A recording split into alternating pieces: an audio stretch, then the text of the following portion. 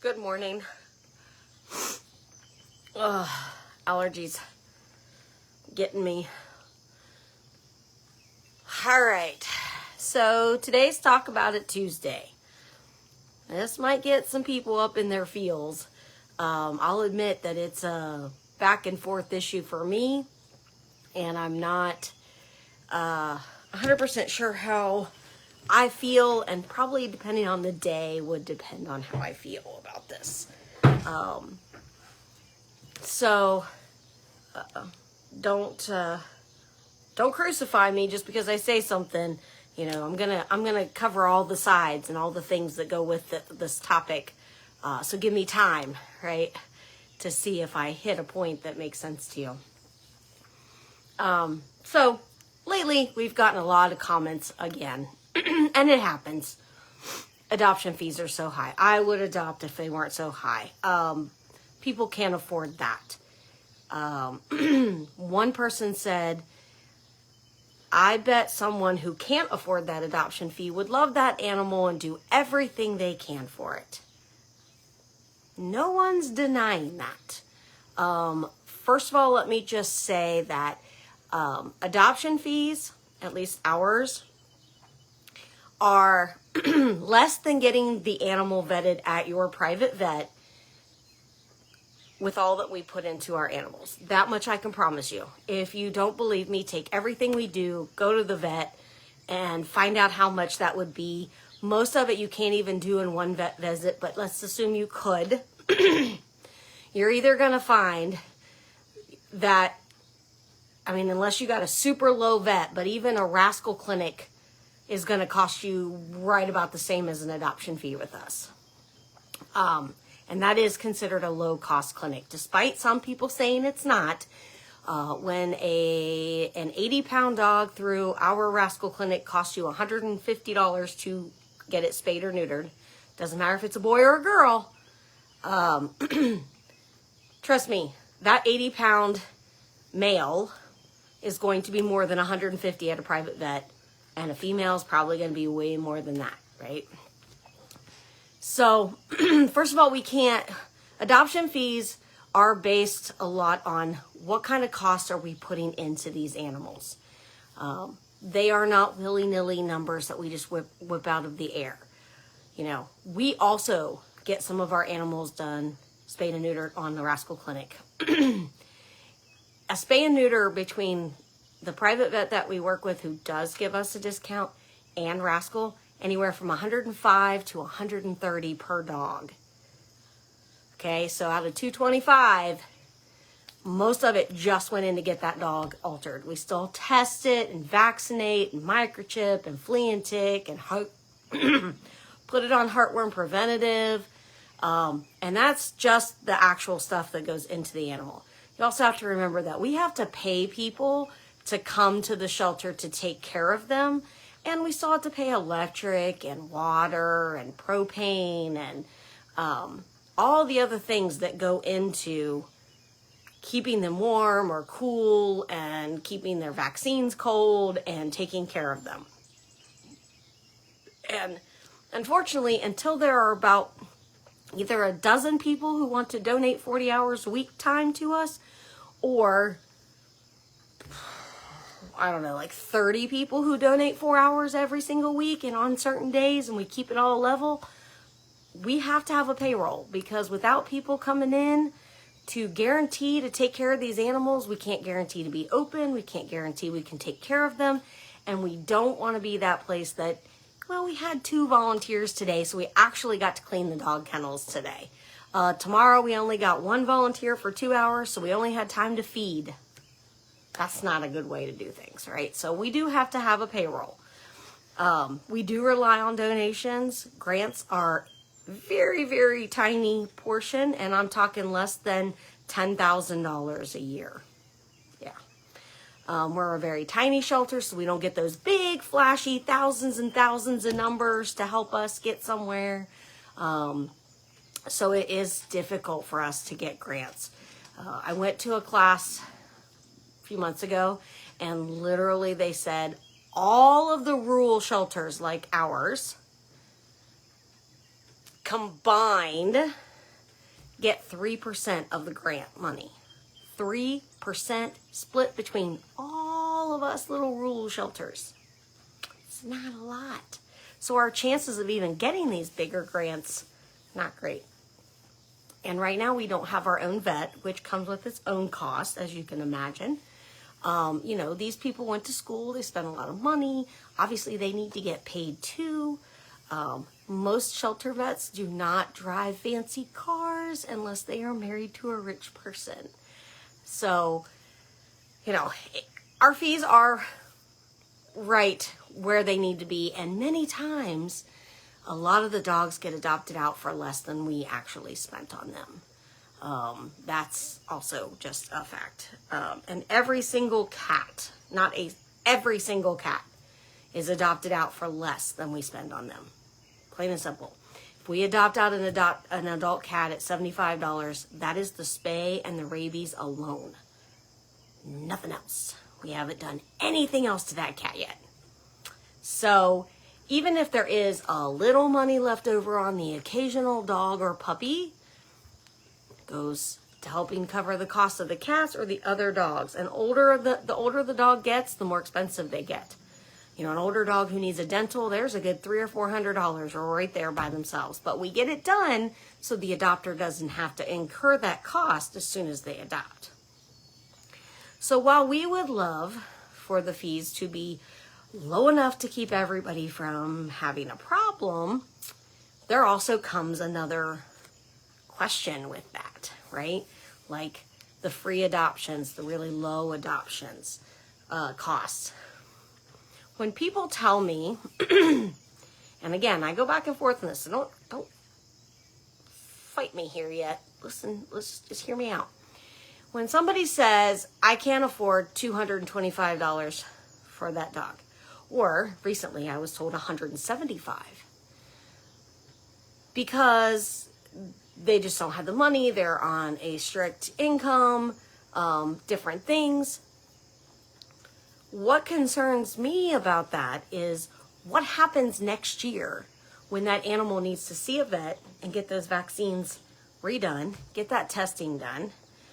What happens? Are they getting their flea and tick? And heartworm prevention is not an option. Like, for me, that's not an option. It's roughly $10 to $15 a month to keep them from getting the heartworms, like the version that kills them, versus the $1,000 that would happen if your dog gets heartworms. And it is around here in Highland County. So if you think it's not, trust me, it is. Lyme disease. My Mastiff got Lyme disease and her meds alone were $150 because she's 130 pounds. But a 60-pound dog plus a vet visit, easily $130, $150. And if you don't treat it, they don't get better, right? So if you don't have that kind of money because you're on such a tight budget and or a fixed income, what happens next year when you're on that fixed income and you can't take them to get them their regular vetting? What happens when they get sick or they get hurt? What are you going to do then? Because now I promise you that vet visit's going to be $175 to $225, if not higher, depending on what's going on. And if there's any kind of testing involved, it's going to go up. So that's something that concerns me, because people seem to think that the adoption fee is like, well, it's a one-time thing, and after that, they don't really cost that much. Yeah, actually, animals do. Every animal comes with a cost. And it seems like people just don't really put that together. They look at the adoption fee and they're like, if it was, it's $250 for most of our animals, or $225 for a lot of them. Yes, our puppies are a little higher because people will pay a little more for the puppies. And they help us pay for those adult dogs and those older dogs who need a lot more, and all the cats that we're helping, right? Just gonna be honest with you, that's the truth of it. But we're talking, when we get a little extra, we're talking like $25, $50. We ain't getting rich, okay? So what happens where does that money come from? Because people are treating the adoption fees like it's a one-time fee and they'll never have any other costs on this animal. But I promise you, you will.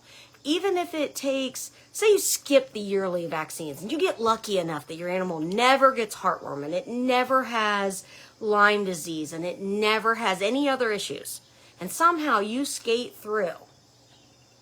At some point, that animal becomes older, becomes 8 and 10 and 12. And everything that gets older needs dental, needs meds, needs things. So what happens when you hit that point? If you're already on, say, disability, Social Security, or some kind of other fixed income right now, that's not going to change in the next 10 to 20 years, how are you going to cover that? Because older dogs for sure come with a lot of cost. And I can tell you, the amount of calls that we get for people who have a pet that they love. I'm not saying that you have to have money to love your pet. That's absolutely not true. But they call and they're upset and they're crying because their animal is sick, their animal is hurt, but they don't have the money for the vet visit to help them. And so, are we doing the animals any service by having them if we cannot care for them when they need us the most? Because I'm not really sure we are. Because at that point, your animal is suffering. They are sick. They are hurt. And of course, you're upset because you love your pet. Again, not saying that people who don't have a lot of money don't love their pets. Homeless people love their pets amazingly. But this is one of those areas where love is not enough. You know? And what happens when you hit that point that you don't have $200 to $400 sitting somewhere to get this animal taken care of? Because that's the part that people are missing out when they're worried about the adoption fee. That's a one-time fee to get the animal and to already get all that vetting done. You don't have to mess with it, and you don't have to pay 3 different vet visits to get it done. Because no vet lets you schedule a spay appointment, walk in, and get it all done in one appointment. You come in, you get a couple shots, they check out your animal, and then maybe on a second visit, right? And then you got to travel and you got to get them there. Those are minor things, though. So I'm not saying that people who have animals, who don't have this kind of money, don't love their animal. But when you tell me that someone would love and do anything for that dog if there wasn't an adoption fee, that's not true. Because if that was true, then they would pay the adoption fee because they would understand the value of getting an animal that has all of this done. And what happens how are they going to do everything they can for that animal if they don't have $200 to $400 at a minimum sitting around to take care of each pet they have? I have 6. They're not cheap. Even I paid the adoption fees a long time ago. But I still have to come with heartworm, flea and tick, food on a regular basis. I've got several on meds. One's on an allergy med, another one's on famotidine, another one's older, so she's on pain meds. Currently, I've got an injured one who's also on an antibiotic. I mean, this stuff is not cheap, and that has to be done. Because if we do allow people who can't afford even basic vet care for an animal,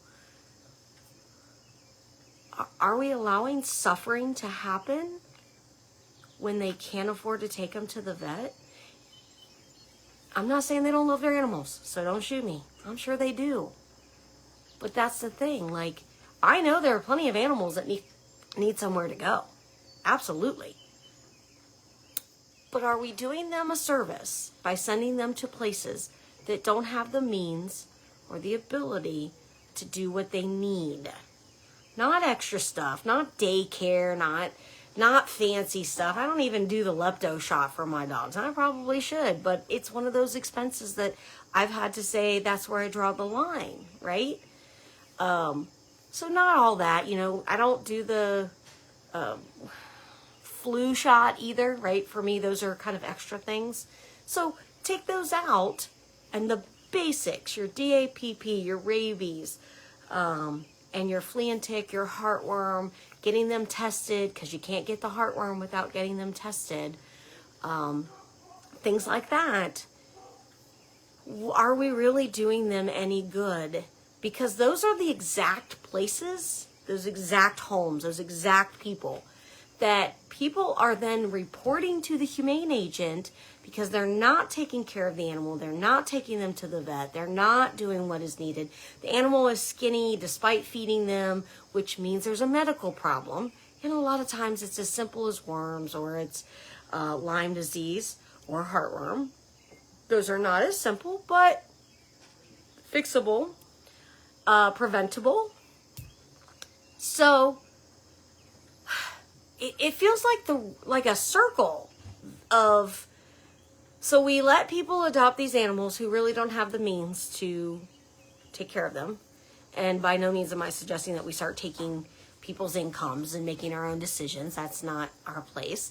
A lot of people would look at my income and be like, well, you can't afford to have this many dogs. At one point I had 11 dogs that were my dogs, but they always had what they needed.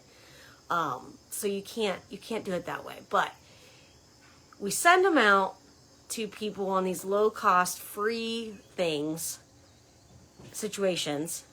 And then in a year or two, the animal has gotten sick, it's in bad shape, but they don't have the money for the vet. And then someone reports them to the humane agent so that she can go out and check them out and insist they either go to the vet or they're going to have to give up the animal, because you can't keep an animal starving to death, right? Absolutely. We all agree on that, right? So you can't do that. So we're kind of making this circle, this perpetual thing that just continues to be a problem. I'm not sure that's what any of us intend. And I know the value of having an animal. I can't imagine living completely on my own and having not even a single animal as a companion. That would be a very lonely existence. But people need to realize that these animals come with expenses. And when you tell us that the adoption fees are too high, that they're not worth what we put into them, to me that says that you just don't understand how expensive these animals can be. Now, on the flip side of that, because I love to talk about all facets, where do these animals go if they don't have somewhere to go? And that's the sad part. It's getting worse, and unfortunately we're not going to like the decisions. We're not really liking the decisions now, right? We're not enjoying that we have to have several humane agents to cover all the complaints that come into this county for all the animals not taken care of. Whether they financially can afford it or can't doesn't really matter, right? If they're not being cared for. But if they are, mostly, and it does typically happen, that it is in a lower income area, because those people have to prioritize or choose. There are some people who just choose to prioritize other things above taking care of their animals. That's what I'm saying, like, you know, lower income family, like when we had 11 and we had all of our kids home and stuff, like we didn't have a lot of money, but we prioritized the family, the kids, the animals, and we gave up a lot of other little luxuries, and we didn't have new cars and stuff like that so that we could do our part. So where do these animals go? You know, what happens to them? And again, though, and of course we all know what I'm implying, that eventually you get so many, you can continue to turn away animals and say, nope, we're full and that's it, but where do those animals go? Or you take them in, you make decisions on your spacing, You've given this dog a few months, it hasn't found anybody, it's deteriorating. Maybe this one's not as good with other animals, so you choose that one. And I'm talking about euthanasia because we're all going to be talking about it here soon. I don't know if it'll be in the next few months or the next few years, but it's definitely becoming a more prevalent conversation that we're all going to have to start having because there are not enough places for all of these animals to go.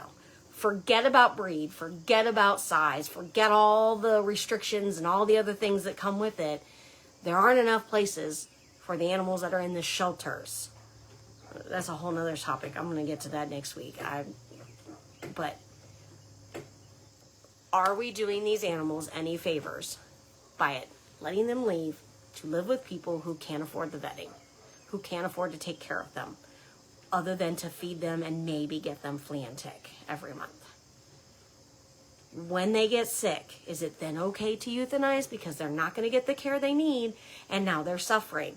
So maybe people do feel like that's a better option at that point, of course, because they're suffering. But let me tell you, euthanasia is not cheap. Anywhere from $150 to $300 just to euthanize. And then can you dispose of the body, or do you have to pay for that as well? So at that point, you could be treating them. But if you don't have the money for either, we can't let this animal just suffer, right? And I know that don't anybody come at me about vets charge too much and this and that. Until you are a vet or you have been in their practice and you know what things cost and you know how much things are, I'm not having that discussion, okay? That's no different than talking about any other business out there.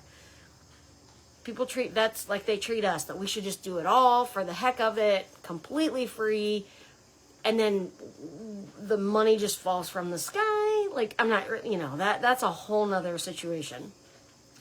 But that's the point. That's where it's at. Regardless, whether you agree or you disagree or you think that they're like price gouging you, whatever it is, the point is, that's what it costs to put them down humanely. And if you're not going to treat them and they're going to suffer, then that's what they need. But should an animal have to get to that point? So if I have animals in my shelter and the only way they're getting out alive is if they go to a home who does not have the money to take care of them and get them vetted and treat them when they're sick, is that the right thing to do, knowing that at some point in the next 1 to 4 years, that animal's going to get sick and they're going to suffer and they're not going to get the care they need? Is that right? I don't know. That's why I'm bringing this up. These are things that we deal with in the shelter world. These are things that even vets deal with when they know that somebody can't afford the treatment. And if you are any part of any kind of rescue or shelter or care about shelter animals or whatever, these are the things that you should think about. Yes, we can go to businesses and we can get adoption fees waived and all of that. And I have seen all of my shelter friends have both sides of the coin, saying an adoption fee shouldn't stop someone from having an animal. That's fair. But what happens in 6 months or a year when they can't get what they need? And at this point, those people can't even surrender them to shelters or pounds to get the care because there's no room. There's no room for you to say, well, I love Fluffy and I have gotten lucky for 3 years, but Fluffy needs more than I can afford right now. Can I surrender her to you so that you can take care of it? And we have to say, sorry, we're full. We can't. Now what? And here's another, I love playing devil's advocate. People always think I'm being argumentative when I do this. I'm not. I'm trying to see all sides. I'm trying to talk out all facets of what's the best option. My brain works like that. Okay, so you got lucky for 3 years. Fluffy finally gets sick. You surrender her to the shelter so that she can get the care she needs. Do you think that person's not going to get another animal? Nope, they are. They're totally going to go find another animal. And they'll just get a free one. That's the other thing that kills me is the people gripe about the adoption fees. Have you looked on Facebook? Because there are free animals everywhere. So if the adoption fee is truly a barrier, there is an animal somewhere that you can get. Somewhere. Might not be the exact one that you want because our shelter is got the dog you want, or you like the adopt don't shop thing, which by the way, if you notice, I really don't say that anymore. I got my own opinions on that as well. So that makes you feel better. But if you're taking an animal off of someone's hands who can't keep it anymore, you're still helping an animal. But you're back to, what if that animal doesn't have all its bedding? What happens when it does need it? But where I was going with this was, so Fluffy gets sick after 3 years and you surrender her to the shelter. You get lucky they have space. But now the shelter has to incur the cost to get Fluffy better because someone else couldn't. And where does the shelter get that money to get Fluffy better? We come to you and we say, hey, we got this dog. It's sick. It's going to take medical care to get it better. Can you donate? Right? And we do get people who say, I don't want to donate to help someone else's animal. Well, I can tell you, at least with dogs, all of these dogs were someone else's animal at some point. All of these puppies that are born were born to somebody's dog somewhere, because we don't have a feral dog problem. And if it was a feral dog who had these puppies, nobody would be able to get a hold of these puppies because they would be feral as well. Now, do we have a feral cat problem? Absolutely. And this, I am talking a lot about the dogs because that's where the people really get high about the high adoption fees. I hardly ever hear it about cats, but I hate to tell you that $75, $90 adoption fee isn't anywhere close to when you go back to the vet in a year to get those shots, because you're going to be paying that much or more. So there's that with cats. And litter is not cheap either if you keep them inside. And if they go outside, you're more likely to have injuries and illness to cost you vet visits. So regardless, animals come with care and money. So that's it. Like, what is the proper right thing to do?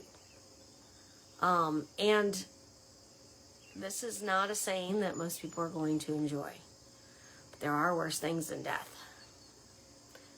So as much as people want to treat euthanasia like the worst thing in the world,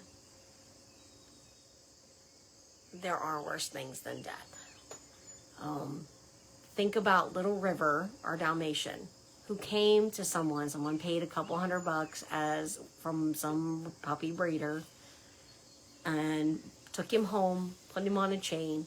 He spent the next 2 years severely underweight, not getting the care he needs because it turns out he needs a special food. They didn't take him to the vet to find out why. He just sat on a chain, slowly starving and feeling like crap for 2 years. That is a case where if that's his life, there are worse things than death. And that is part of my point. Are we doing these animals a service if they cannot get the care they need? It's a heavy subject. It's got a lot of faucets. It's got a lot of stuff to think about. But it's the truth. It is facts that everyone needs to face. So if you're looking to get an animal and you think that $200 to $300 is too much for an animal that comes with all its vetting right off the bat, you probably need to do some research on how much it's going to cost you to help take care of that animal once you get it. And maybe look at the practices of how you keep that animal before you move forward with getting an animal. If you haven't had one for a while, you might be a little sticker shocked when you find out the cost. There's definitely some reasoning behind all of this. So I don't know how many times our local dog pound has dogs up for adoption. Don't matter the size, don't matter the breed, don't matter the kind. $64. Puppy, adult, doesn't matter. $64. They get a vaccine, they get a flea and tick, they get their dog license, and they give you a voucher for $75 to help get that animal spayed or neutered. Okay, not bad. right? Much lower. You bring that voucher to us and sign up for the Rascal Clinic, you're still going to pay $85 to get the rabies and the other half of that spay and neuter cost. So now you're at $149 on this animal. And you still haven't tested them. They still aren't any kind of heartworm preventative. They're not microchipped. So you're still looking at that much, right? But at the same time, there have been plenty of times that the dog pound has had dogs in their dog pound up for adoption for weeks on end for $64. Even small dogs for $64. And we finally pull them because they're not moving and they need space made. And within 3 days, I will have 3 people in line for that same small dog for $250 that they didn't go to the dog pound and adopt for $64, because it has to be because we are providing all of that vetting before they adopt the dog. They already know ahead of time that the dog has Lyme and we're sending them home with meds, that the dog does not have heartworm and they're not going to get a $1,000 bill from the vet that they need to get taken care of. So there is somewhere a mindset that people see that lower price and don't value the exact same dog that we can put in our shelter for that higher price, and they will still do it. And now granted, we do more. That's because the dog pound is there. What they can do is decided by the commissioners, by the county, not by the dog warden. So keep that in mind. So there's a lot to think about. It's a heavy subject with not a lot of answers. And it's a kind of subject that when people come to us and they think they have the total answer, that if we just lowered our adoption fees, we'd have no more animals in the shelter. That doesn't change that there are size restrictions, that there are animal restrictions, or that you physically have a size restriction or a breed restriction. Doesn't change any of that. So I'm going to leave you with that. I want to see what Amber has to say. Yes, absolutely. Every place has their rules, has what they do, because they are trying what they feel is the best thing for the animal.